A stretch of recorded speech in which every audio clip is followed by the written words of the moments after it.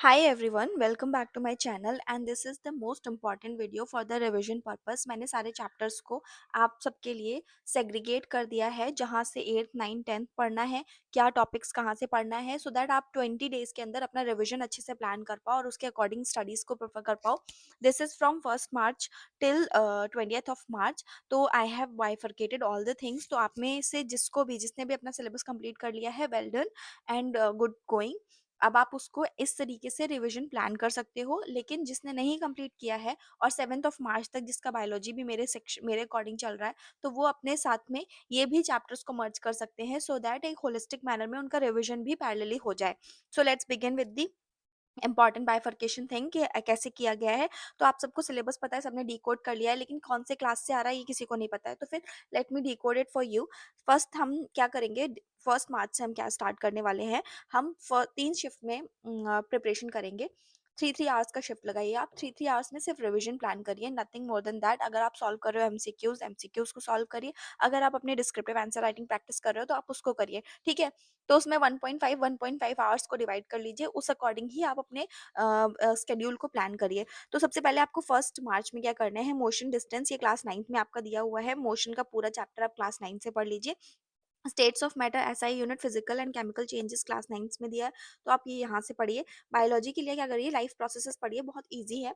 Life processes में आपको nutrition and respiration की जितनी भी टॉपिक्स हैं उनको आपको पढ़ना है, उनको रिवाइज करना है, उनसे इक्वेशंस लिखनी है और उनके डायग्राम्स को प्रैक्टिस करना है। That is it, you have to do. और क्या करना है आपको इसके साथ साथ DSSB या फिर एनवीएस केवीएस जिसकी भी पीवाईक्यूज हैं जो भी अवेलेबल है, आपको उन पीवाईक्यूज को सॉल्व करना है 1.5 आवर्स के अंदर, ठीक है। रिवीजन के साथ साथ ये बहुत इंपॉर्टेंट है।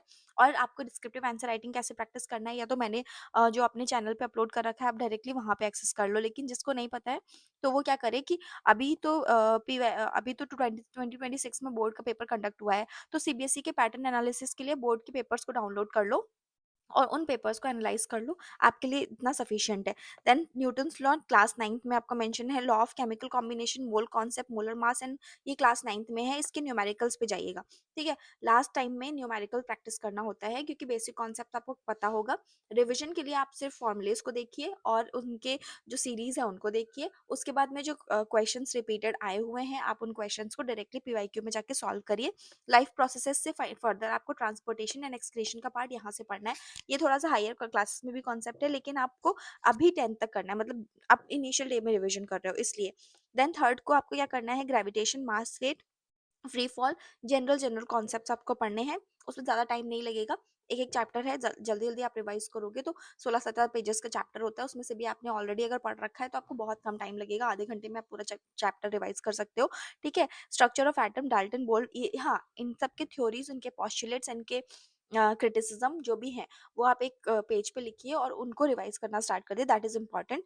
क्लास 9 से आपको ये करना है। Control and coordination, nervous system, reflex action, इनके डायग्राम्स प्लीज बनाना शुरू कर दीजिए। उनके डायग्राम से ही क्वेश्चंस डिस्क्रिप्टिव आंसर राइटिंग में पूछा जाएगा, तो ये क्लास 10th से आपको करना है। सिमिलरली 4th March को क्या करना है, work, energy and power conversion, जितने भी कंजर्वेशन मास्टर्स ऑफ लॉ, ये सब के जितने मैंने तो ऑलरेडी अपने अच्छा पेड ग्रुप में चैनल में दिया हुआ है, मैंने सारे टॉपिक वाइज मेंशन कर दिए हैं। तो उनको सिर्फ एक एक पेज के नोट्स है वो रिवाइज करने हैं। तो वैसे आप सिर्फ और सिर्फ या तो डाउनलोड कर लीजिए ऑनलाइन कहीं से भी, वहां पर आप वर्क, एनर्जी, पावर, इन सब के जो लॉज हैं, इनके एक एक पेज के नोट्स हैं वो रिवाइज करिएगा। वो वहां से आप क्लास 9 कर लो। पीरियोडिक टेबल और ट्रेंड और हाइड्रोजन की पोजीशन, ये जरूर पढ़ लीजिएगा, इससे क्वेश्चंस बहुत बनता है। हमने पीवाई की जब सॉल्व किया था ईएमआरएस का, उसमें भी इस तरीके के क्वेश्चंस थे।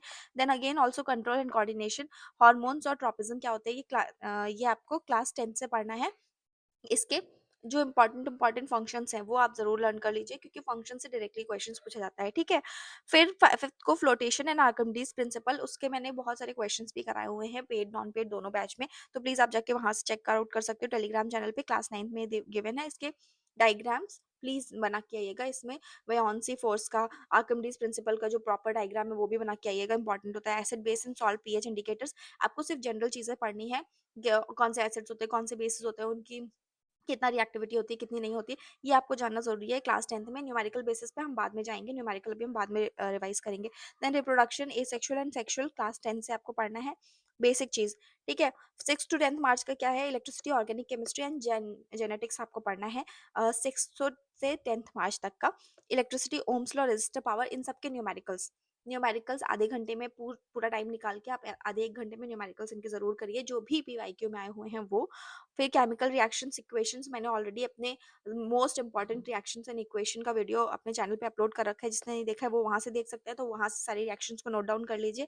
Reproduction in human family and planning, ये हायर क्लास में है, ये 11th में भी दिया हुआ है, तो आप वहां से भी पढ़ सकते हो ये चैप्टर अच्छे से। ठीक है, तो इसको रिवीजन के लिए यहाँ से देख लीजिए। 7 मार्च को मैग्नेटिज्म, ठीक है, फ्लेमिंग्स रूल, ईएम इंडक्शन, इन सब के क्वेश्चंस भी मैंने ऑलरेडी अपलोड कर रखे हैं। आई थिंक मैंने फ्री चैनल पे भी इसके शॉर्ट नोट्स डाले हुए हैं, आप वहां से चेकआउट कर सकते हो। Metals and non metal, corrosion and metallurgy, corrosion पे मेंस का क्वेश्चन बनता है, नॉन मेटल्स एंड मेटल्स के बीच में डिफरेंशिएशन बनते हैं, नॉन मेटल्स में क्या प्रॉपर्टीज होती है, मेटल्स की क्या प्रॉपर्टीज होती है, इस पे भी क्वेश्चन बनता है, और इसके बहुत अच्छे एमसीक्यूज भी मैंने अपलोड किए थे, प्लीज आप वो भी देख लीजिएगा। हेरिडिटी एंड मेंडल्स लॉ से क्वेश्चन बन सकता है, डिस्क्रिप्टिव आंसर राइटिंग में हायर चांसेस हैं, तो प्लीज यहाँ से ये कर लीजिएगा। हेरिडिटी से भी आपके क्वेश्चन डिस्क्रिप्टिव में बन सकता है, पेयरिंग दे सकते हैं, ठीक है, वो कर लीजिएगा। AC versus DC frequency motor generator, इनके बेसिक कॉन्सेप्ट्स, उसके अलावा कुछ नहीं पूछा जाएगा, इनके बेसिक बेसिक डिटेल्स आप जान लीजिएगा, इनके एग्जांपल्स क्या है वो डाल लीजिएगा। हाँ, ये बहुत इंपॉर्टेंट है, अगर आप डिस्क्रिप्टिव आंसर राइटिंग प्रैक्टिस कर रहे हो तो जितना हो सके उतना आप अपने आंसर्स में प्रेजेंट कॉन्टेक्स्ट डालने की कोशिश करना, कि इनका जो यूज है, इनकी जो एप्लीकेशन है वो करेंटली कहाँ यूज होती है, ठीक है। Carbon compound bonding, homologous series, ये जरूर पढ़ लीजिएगा, ये क्लास 12th में भी है, ठीक है, और 11th में भी है। तो 11th और क्लास 12th, 11th में जो है वो बेसिक चीज़ें हैं, केमिकल कार्बन के कंपाउंड्स, उनके मॉडल्स, वो सब चीज़ें देख लीजिएगा, वही पूछता है, इसके अलावा कुछ नहीं पूछता है। बॉन्डिंग जरूर पूछ लेगा, आप एक बार बॉन्डिंग चेक कर लीजिएगा। सेक्स डिटर्मिनेशन, इनहेरिटेड ट्रेट्स, ये फर्दर रिप्रोडक्शन का ही है, तो आप इसको एक बार क्लास 10 से भी और क्लास 11 से भी पढ़ लीजिएगा, ठीक है। लाइट रिफ्लेक्शन, मिरर रे डायग्राम, इसमें बेसिक कॉन्सेप्ट्स आपको जानने हैं। अभी देखो हम रिवीजन कर रहे हैं, तो अभी आपको बेसिक बेसिक चीज़ों को रिवाइज करना है। न्यूमेरिकल्स हमने बाद में रखा है, न्यूमेरिकल्स आप लास्ट में करोगे तो आपको रिटेन करना ज़्यादा ईजी रहेगा। तो आप 9th मार्च तक अपना ये कंप्लीट करोगे, रे डायग्राम्स और इन सबके टेबल फॉर्मेट में प्लीज बना लीजिए सारे रे डायग्राम्स को, कहाँ पर ऑब्जेक्ट को रखेंगे, कहाँ इमेज को प्लेस करेंगे, तो क्या बनेगा वो सब बिल्कुल रट लीजिए, ठीक है। रिवीजन के लिए शॉर्ट नोट्स में जब आप रिवाइज करो तो उसी को टेबल के फॉर्मेट में तुरंत बना लिया करो, और तुरंत रिवीजन के लिए क्वेश्चन जब सॉल्व करोगे तो उसमें से भी जो क्वेश्चन डिफिकल्ट है उनके शॉर्ट नोट्स, एक A4 साइज का पेपर लो और उसके शॉर्ट नोट्स लिखना स्टार्ट कर दो साइड में, सो दैट आपको इजी रिटेन पावर हो जाए, ठीक है। Hydrocarbon, coal and petroleum, class 10th और 11th दोनों में दिया हुआ है। इवोल्यूशन, फॉसिल्स, होमोलोगस, एनालोगस, इनके बीच का डिफरेंसेस, इनके डायग्राम्स, इनके एग्जांपल्स प्लीज रट लीजिए, आएगा ही आएगा क्लास 10 से। देन रिफ्रैक्शन, लेंसेज, आई डिटेक्ट, करेक्शन, ये सारे बेसिक बेसिक चीजें हैं कि दोनों के बीच में डिफरेंसेस पूछता है और कुछ नहीं पूछता है। आपको अगर डिस्क्रिप्टिव में भी पूछेगा तो भी डिफरेंसेस ही पूछेगा, इससे बियॉन्ड कोई कॉन्सेप्ट नहीं पूछेगा आपसे। करेक्शन कैसे कर सकते हैं, आप कौन सा लेंस यूज करो, ये सब चीजें आपको पूछ लेगा। Alcohol, carboxylic acid, soap and detergent, ये इंपॉर्टेंट चीज है। देखो इससे थोड़ा मैंने हायर कॉन्सेप्ट पे नोट्स दिया हुआ है अपने स्टूडेंट्स को, लेकिन इनकी प्रिपरेशन जो है ये 12th क्लास में मेंशन है, तो आपको इनकी प्रिपरेशन के लिए क्लास 12th में जाना पड़ेगा। क्लास 11th में भी आपको दिया हुआ है, क्लास 12th में भी दिया हुआ है, तो सिर्फ और सिर्फ alcohol, carboxylic acid, soaps and detergent, इनकी प्रिपरेशन के लिए आप इनके हायर क्लासेस को रेफर करो। बाकी आपको और किसी चीज़ के लिए रेफर नहीं करना है। ह्यूमन आई आप अच्छे से पढ़ लीजिए, ह्यूमन आई से क्वेश्चन पूछ सकता है। कलरफुल वर्ल्ड में आपको जो भी डिफेक्ट्स होते हैं उनको कैसे करेक्ट करना है वो आपसे क्वेश्चंस पूछा जा सकता है, तो आप वो एक बार देख लीजिएगा। देन 11 to 15 मार्च में आपको क्या करना है, सोर्सेज ऑफ एनर्जी, 3 3 आवर्स के पैटर्न में है। इसके बाद आपने अगर 9 आवर्स का कंप्लीट कर लिया तो 1 आवर आप रिविजन के लिए रखिए, जिसमें आपको जो भी कॉन्सेप्ट नहीं समझ में आया उसे दोबारा से पढ़ लीजिए। तो 10 आवर अ डे आपको करना ही करना है फॉर द रिविजन पर्पज, ठीक है। सोर्सेज ऑफ एनर्जी बहुत इजी है, 8 9 10 तीनों में मिल जाएगा। नॉन रिन्यूएबल, रिन्यूएबल सोर्सेज क्या होते हैं वो देख लीजिए, उसके डायग्राम्स देख लीजिए बस। मैन मेड मटेरियल्स में मैंने ऑलरेडी अपने फ्री टेलीग्राम चैनल पे भी पॉलीमर्स, फाइबर, प्लास्टिक, इन सब के लिए लिंक पेस्ट कर दिया है, जहां से आपको क्रिस्प कंसाइज पीपीटीज मिल रही है, वहां से आप नोट डाउन कर सकते हो। उसके बियॉन्ड कुछ नहीं पूछेंगे, वेरी डीप अंडरस्टैंडिंग नहीं चाहिए, इसके लिए बस आपको मोटा मोटी पता होना चाहिए कि क्या होता है, इनकी प्रॉपर्टीज क्या होती है, इनकी एप्लीकेशन क्या होती है, उसके लिए मैंने ऑलरेडी नोट्स पेस्ट कर दिए हैं। ये तो आपको क्लास 8 में मिल जाएगा।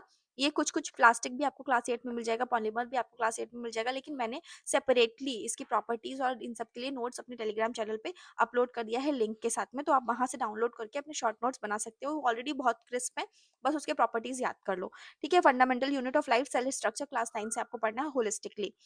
This is important. डायग्राम बनाना सीखना है, कौन-सा मॉडल किसने दिया था ये देखना है, और उसके जो एग्ज़ाम्पल्स हैं, जो आपके जितने भी मतलब सेल्स वगैरह दी हुई हैं उनको ड्रॉ करना स्टार्ट करना है, सो दैट आप जब मेंस में अपना आंसर राइटिंग लिखो तो उसके साइड में छोटा-सा बॉक्स बना के उसमें डायग्राम्स को प्लेस करके आप आओ। साउंड, वेव, नेचर, इको, सोनार, ये सब आपको सोनार से क्वेश्चन पूछा जा सकता है, क्लास 9th में मेंशन है, ये देख लीजिएगा। कोलॉइड, सस्पेंशन, सॉल्यूशन, तीनों की एक टेबल बनाइए, एग्ज़ाम्पल्स लिखिए, इफेक्ट्स लिखिए, किससे क्या पास होता है वो भी लिखिए, कौन से में सोल्यूट होता है, कौन से में सोल्यूबल होता है, किसमें कौन से होमोजेनस होता है, हेटेरोजेनस होता है, ये सब आपको जानना चाहिए। तो आपको एक टेबल के फॉर्मेट में लिखना है, ये एक पेज में कंसाइज़ हो जाएगा, ठीक है। Tissue, plant and animal tissue, ये प्लांट और एनिमल के बीच में डिफरेंशिएशन दो टाइप से डिवाइड कर लीजिए। पहले आप प्लांट का पूरा पढ़िए, उसके बाद आप एनिमल का पूरा पूरा पढ़िए। ये चाहिए तो आप इसमें थोड़ा टाइम ले लो, लेकिन इसको प्रॉपर डिवीजन के साथ में पढ़ना और इसके प्रॉपर डायग्राम्स को ड्रॉ करना, क्योंकि इससे मेंस में क्वेश्चन बन सकता है। ठीक है, magnetic field and application, EMI, numericals, इस पे न्यूमेरिकल पूछा जाएगा। इस पे बेसिक कॉन्सेप्ट्स कुछ नहीं पूछते हैं। मोस्टली आपसे फील्ड में न्यूमेरिकल से ही क्वेश्चन पूछेगा, या फिर आपको डायरेक्टली फोर्स बता देगा या डायरेक्शन पूछ लेगा वो एमसीक्यूज में। तो आप इस तरीके से इसको याद रख सकते हो।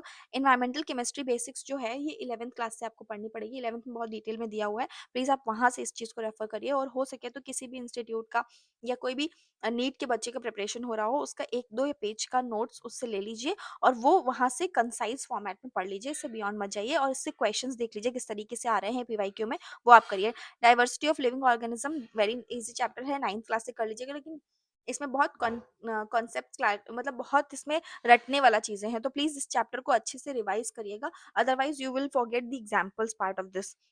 ठीक है, ऑप्टिकल फिनोमेना में डिस्पर्शन, स्कैटरिंग, रिफ्रैक्शन, इससे डेफिनेटली क्वेश्चन बनेगा ही बनेगा। टीआईआर से भी बनता है बहुत सारा क्वेश्चन, तो आप प्लीज वहां से इसको रेफर कर लीजिए क्लास 10th से, और वहाँ दैट इज सफिशिएंट। ठीक है, conservation of natural resources class 9th में दिया हुआ है, वहां से ही पढ़ना है। Why do we fall ill, इसमें कुछ नहीं करना है, डिजीजेस को सारे टेबल में लिखिए, सिम्टम्स, ट्रीटमेंट एंड कॉजेज, बस इससे यही क्वेश्चन पूछता है, और इसके बियॉन्ड नहीं पूछेगा। आपसे डायरेक्टली पूछ लेगा कि ये कौन डिजीज कैसे कॉज होता है, बस। इससे अलावा आई डोंट थिंक सो कि इससे क्वेश्चन पूछा जाएगा। इम्यूनिटी से ज़रूर आपसे डिस्क्रिप्टिव पार्ट में क्वेश्चन पूछ ले, तो आप एक बार बोर्ड का पेपर देखिए उन्होंने कैसे क्वेश्चंस को दिया हुआ है, आपको ईज़ी अंडरस्टैंडिंग आ जाएगी कि कैसे करना है। Now come to the numerical part. आपको 15th मार्च को न्यूमेरिकल सॉल्व करना स्टार्ट करना है, किसका, मोशन का, इलेक्ट्रिसिटी का, ग्रेविटेशन का, एंड ऑन द सेम गो। या तो आप चाहिए तो एनसीईआरटी में जो न्यूमेरिकल्स दिए हुए हैं वो सॉल्व कर लीजिए, एक्टिविटीज़ जो दी हुई हैं उनको रिवाइज कर लीजिएगा, उनमें भी क्वेश्चंस ऑलरेडी सॉल्व करके दिया गया है। या फिर आप क्या कर सकते हो कि जो भी बोर्ड का पेपर आया है उसमें जो न्यूमेरिकल्स 10 साल में पूछे गए हैं सीबीएसई बोर्ड ने, वो न्यूमेरिकल्स को सॉल्व कर लीजिए। उतना मोर देन सफिशिएंट है, इसके बियॉन्ड नहीं पूछा जाएगा, उससे बहुत ज़्यादा हायर कॉन्सेप्ट आपसे नहीं पूछेंगे।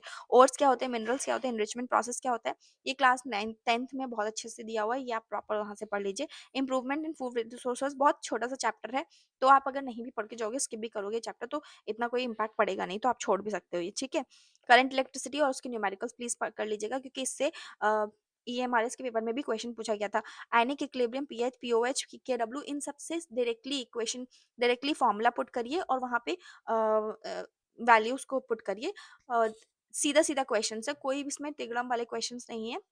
इनके 4-5 फ़ॉर्मूले हैं, पीकेडब्ल्यू वगैरह के, लॉगरिथम वैल्यू लगा के डायरेक्टली वो फ़ॉर्मूले में अपने वैल्यूज़ को पुट करिए और डायरेक्टली आंसर आएगा, तो इससे और कुछ नहीं पूछा जाता है। तो ये वाले क्वेश्चंस आप ऐसे सॉल्व करिएगा। Life processes, diagram and flow chart, please ये आप में तो मतलब बाय हार्ट प्रैक्टिस कर लीजिए for the biology section, because this is most important thing which is going to be asked. Ray diagram, eye numericals, ये सारे न्यूमेरिकल्स आपको करने हैं।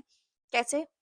जैसे आपको पावर पूछ लिया, या कितना लेंस में कितनी डायप्टर होना चाहिए, उसका पावर पूछ लिया, फोकल लेंथ पूछ ली, तो इस तरीके से क्वेश्चन जो है, और रे डायग्राम आपको बनाने के लिए बोल दिया गया, आपको सर्टेन इमेज कहीं पे प्लेस कर दी, उसमें क्या कहाँ पर फाइनल इमेज बनेगी, तो आपसे इस तरीके के क्वेश्चन पूछे गए। तो 10th 11th 12th तीनों में बोर्ड में पेपर में जो आए हैं उसके बियॉन्ड नहीं पूछा जाएगा, तो आप वो कर लीजिएगा सीबीएसई के। ठीक है, ऑर्गेनिक रिएक्शंस एंड कन्वर्जन्स, ये मैंने ऑलरेडी अपने पेड पीडीएफ में तो दे रखा है। उन रिएक्शंस के बियॉन्ड तो जाएगा नहीं, लेकिन 10th से 11th 12th तक, इनफैक्ट 12th भी, 10th 11th 12th में जितने भी इंपॉर्टेंट रिएक्शंस हैं, क्योंकि ऑलरेडी ईएमआरएस ने पीवाईक्यू में पूछा है डायरेक्टली रिएक्शंस को एज इट इज, तो उसमें कम से कम 10-15 रिएक्शंस हैं। उसकी मैं फ्री पीडीएफ में भी चलो डाल दूंगी इसको, तो वहाँ पे 10-15 रिएक्शंस हैं, वो ऑलरेडी गिवन है एज इट इज, उन रिएक्शंस को पढ़ लीजिए, और डायरेक्टली ABCD करके जो गैप होता है ना, उससे ही पूछने की यहाँ पे क्या कंपाउंड बनेगा, क्या मॉलिक्यूल बनेगा, इसके अलावा और कोई क्वेश्चन नहीं पूछता है, तो वो डायरेक्टली कन्वर्जन्स आपको आने चाहिए। आपने अगर बाई चांस आपको अभी टाइम कम है और आपको नहीं समझ में आ रहा है, तो please try to recognise try to revise and remember those reactions और उनके प्रोडक्ट्स। तो इससे ईज़ी हो जाएगा आपके लिए सॉल्व करना, तो ये इम्पोर्टेंट है ऑर्गेनिक केमिस्ट्री पार्ट के लिए। जेनेटिक्स के न्यूमेरिकल्स और पेडिग्री वो आपको टेबल बनाने के लिए दे देंगे कि एक शॉर्ट है, एक टॉल है, तो आप इसको क्रॉस कराइए, या फिर एक्स वाई एक्स कोई कलर ब्लाइंड है, कोई कलर ब्लाइंड नहीं है, उनको क्रॉस कराइए। तो इस तरीके के क्वेश्चंस आपसे बनते हैं, 10th 11th 12th में पूछे जाते हैं, और हमने आई थिंक प्रैक्टिस भी किया होगा। ब्लड ग्रुप वगैरह क्वेश्चंस जो होते हैं वो भी इस तरीके ही बनते हैं, तो आप यहाँ से वो कर सकते हो। जेनेटिक के न्यूमेरिकल्स जो पूछा जा सकता है, चांसेस हैं कि आपके लॉ के अलावा ये वाले क्वेश्चंस आपसे पूछ ले जाएँ for the descriptive answer writing, तो आप ये प्लीज़ कर लेना। फिर साउंड और मैग्नेटिज़्म 18 मार्च को आपको करना है इनके पीवाईक्यूज़। पीवाईक्यूज़ तो देखो, जितने मैं आपको ये सारी चीज़ें टॉपिक वाइज़ बता रही हूँ ना, इसमें केवीएस, एनवीएस के टॉपिक वाइज़ जो दिए हुए हैं पीवाईक्यूज़, वो तो आपको सॉल्व करने ही करने हैं। बेसिक-बेसिक भले आप छोड़ सकते हो। अगर आप टीजीटी के लिए प्रिपेयर कर रहे हो, तो try to leave the PGT ones, क्योंकि होता क्या है कि अगर अभी आपके पास टाइम नहीं है, टीजीटी के लिए जितने क्वेश्चन्स आए हैं, वो आप सारे सॉल्व कर लो। मोर देन इनफ हो जाएगा फॉर द 20 डेज प्लान। इसके अलावा अगर आपके पास समय मिलता है, आपके पास ये जल्दी आपका सिलेबस कंप्लीट हो जाता है अकॉर्डिंग टू दिस प्लानर, तो आप पीजीटी वाले क्वेश्चंस फॉर सर्टेन सेक्शंस जो इंपॉर्टेंट टॉपिक्स है, केमिकल कंपाउंड हो गया या केमिकल इक्वेशंस हो गई, जिसमें आपको डिफिकल्टी लग रही है, आप वो टॉपिक को टच कर सकते हो for the PGT part, but don't go beyond the TGT level currently. ठीक है। फुल बायोलॉ हाँ, 18 मार्च को आपको केमिकल रिएक्शंस और उनके कार्बन जितने भी पीवाईक्यूज़ हैं वो करने हैं। इवोल्यूशन और उसके क्लासिफिकेशंस और उसके पीवाईक्यूज़ को करना है। आपको पूरा फिज़िक्स का टेस्ट, पूरा केमिस्ट्री का टेस्ट, जो जैसे आप बोलोगे फुल एंड टेस्ट का मतलब क्या हुआ? बोर्ड का पेपर। पूरा बोर्ड का पेपर एज़ इट इज़ अपने सामने रखना और उसे सॉल्व करना। अगर मैंने टेस्ट सीरीज़ दिया, तो टेस्ट सीरीज़ से भी आप कर सकते हो डायरेक्टली, उसमें तीनों सेक्शंस को मैं डिवाइड करके दूँगी 15 क्वेश्चंस में, तो आपको वो अटेम्प्ट करना है, वो आप अटेम्प्ट कर सकते हो लास्ट 2 डेज़ में। तो आई विल ट्राई कि मैं लास्ट 2 डेज़ में आपको एटलीस्ट 2-2 टेस्ट 2 शिफ्ट में करा लूँ, सो दैट रिविज़न भी हो जाए आपका। तो 19th और 20th मार्च को तो आपको यही करना है कि रिविज़न जितना हो सके, जो छूट गया, उसे छोड़ दीजिएगा, एंड में मत भागिएगा। इसको ये 2 दिन तो आप रिवाइज़ करने के लिए रखिएगा अपने।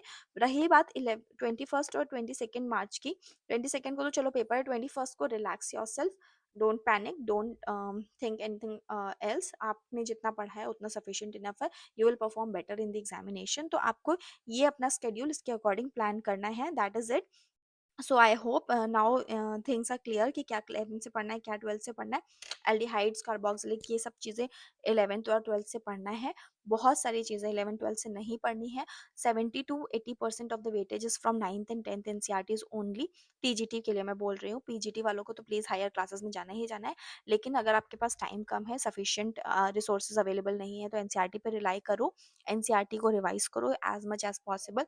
हो सके तो पीवाईक्यूज को डाउनलोड कर लो, पीवाईक्यूज में जो क्वेश्चंस थीम रिपीट हुआ है उसको कर लो, that is enough. And 20 days में आप बहुत सारी चीज़ें कर सकते हो अकॉर्डिंग टू दिस प्लानर। अगर आपने नहीं प्लान किया है, तो डिस्क्रिप्टिव आंसर राइटिंग के लिए if you want you can directly access to my Telegram channel, और वहाँ पे सारे क्वेश्चंस दिए हुए हैं। अब one one thing I will do, 15th of March या 7th ऑफ मार्च से पहले I will compile all my questions, physics chemistry bio जितने भी मैंने कराए होंगे, और उन सारी कंपाइलेशन को मैं टेलीग्राम चैनल पे डाल दूंगी, सो दैट एक रेफरेंस के लिए आपको मॉडल आंसर्स के साथ में सारे क्वेश्चंस भी मिल जाएं for the descriptive answer writing part. That will be paid और non paid, I will decide it later. So that is it. I hope now things are clear and all the best, don't panic, and अभी भी enough time है, so prepare well, okay.